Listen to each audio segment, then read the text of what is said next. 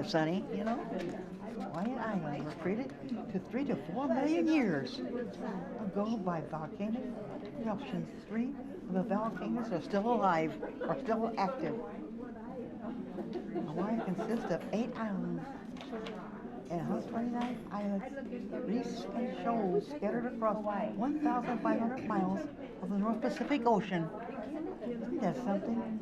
The United States entered World War II as the Japanese attacked Pearl Harbor on December 7, 1941, and Hawaii became the 50th state on August 21st, 1969. May is a lively and charming woman in her golden years. She still enjoys reading stories out loud, just as she used to do for her children and grandchildren. Several years ago, May was diagnosed with a form of dementia. May now lives in a memory care facility. According to the Alzheimer's Association, dementia is an umbrella term describing a variety of diseases and conditions that develop when nerve cells, or neurons, in the brain die or no longer function normally. This causes changes in one's memory, behavior, and ability to think clearly. Alzheimer's disease is the most common type of dementia, accounting for an estimated 60 to 80% of cases. Among the many types of dementia are vascular dementia, dementia with Lewy bodies, and frontotemporal dementia. The Alzheimer's Association reports that in 2013, an estimated 5.2 million Americans of all ages have Alzheimer's disease or a related dementia.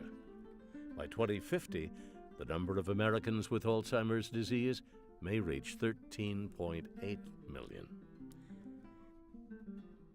May is participating in an innovative book and reading program called Tales and Travel. Each month, library staff or volunteers from the Gail Borden Public Library in Elgin, Illinois, take persons living in care facilities on an imaginary trip to a different country or U.S. state using library materials. Retired academic librarian Mary Beth Reidner began the Tales and Travel program after her husband was diagnosed with a young onset dementia. After my husband's diagnosis, I naturally turned to libraries for support resources. Although I found a lot of materials for caregivers, there wasn't much for people who had the illness themselves. I didn't find much guidance at the professional library organization websites either.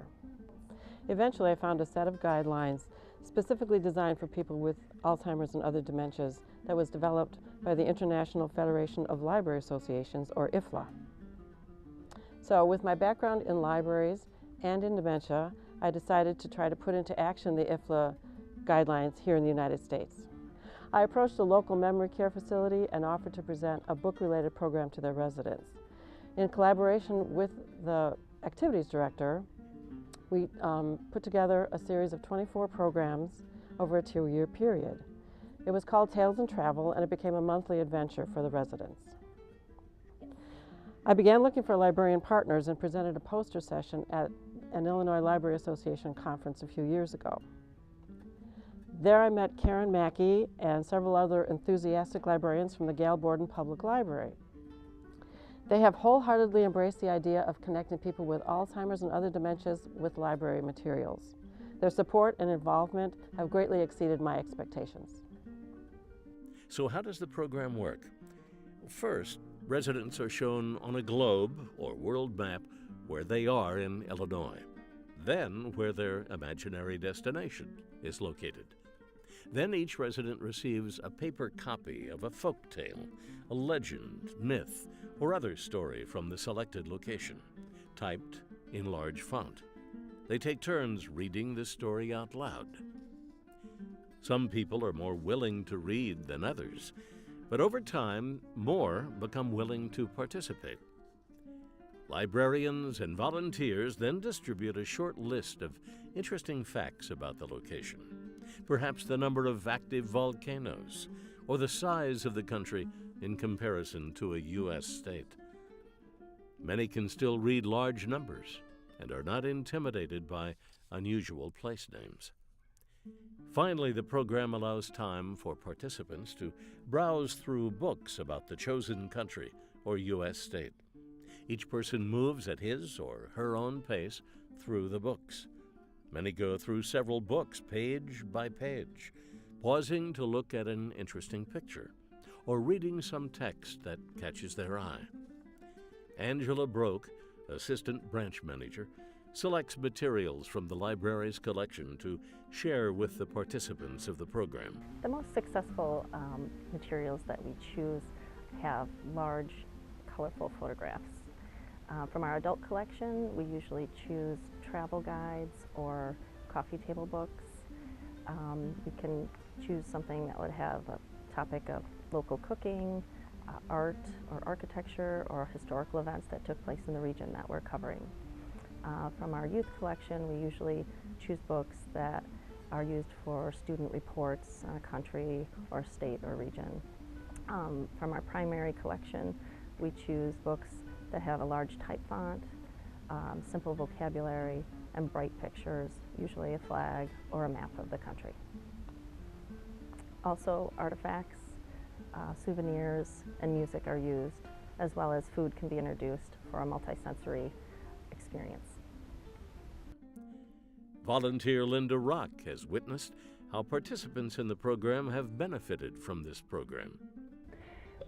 The role of the volunteer in the Tales and Travel program is an important one.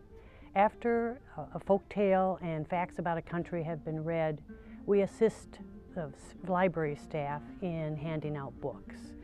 We help people page through them. We might help turn pages. We point out pictures and engage them in conversations about the country.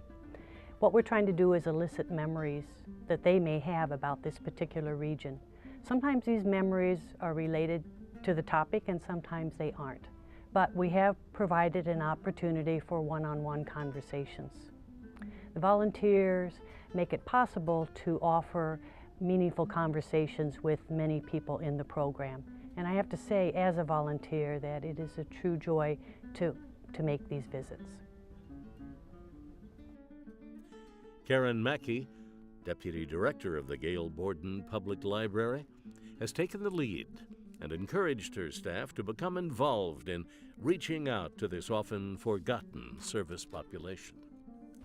Librarians are becoming more involved in reaching these often forgotten individuals. For many years, we simply delivered a deposit collection of materials to nursing homes and care facilities, then exchanged them a few weeks later. But we can do more. Our library wants to be a catalyst for change. We think we can serve not only caregivers, but also meet the needs of individuals with dementia. Alzheimer's does not always destroy reading ability.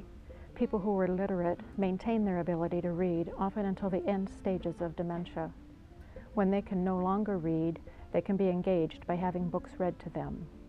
With the help of a Carnegie Whitney grant, funded by the American Library Association, we are developing bibliographies of materials that can be used with diagnosed persons.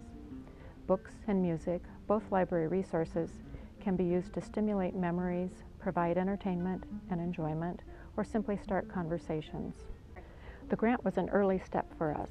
It has led to a partnership with Dominican University in River Forest, Illinois. They are hosting a website for Tales and Travel. It's also led to an interest group within a section of the American Library Association. This group has members from across the country who are interested in working together to develop more programs and services for people with dementia. We know there are more good things to come. At Gail Borden Library, we're preparing programs to present at national and state conferences. We'll be partnering with the Alzheimer's Association and also a local care unit. We think we can create a sustainable movement nationwide, showing libraries how they too can help individuals with dementia. Libraries are a perfect partner for memory care facilities. Most communities have a public library whose mission is to serve everyone living within its boundaries. Memory care centers, daycare centers, and even individual caregivers are always looking for ways to stimulate and engage people afflicted with these devastating illnesses. Libraries are a treasure trove of wonderful materials that care professionals and individual caregivers can use at no charge. The Tales and Travel program has proven to be a success, with both residents and care staff at residential facilities. Libraries throughout the country are encouraged to try implementing a simple program such as this one in their local communities. A relatively small investment of time and resources can yield wonderful results.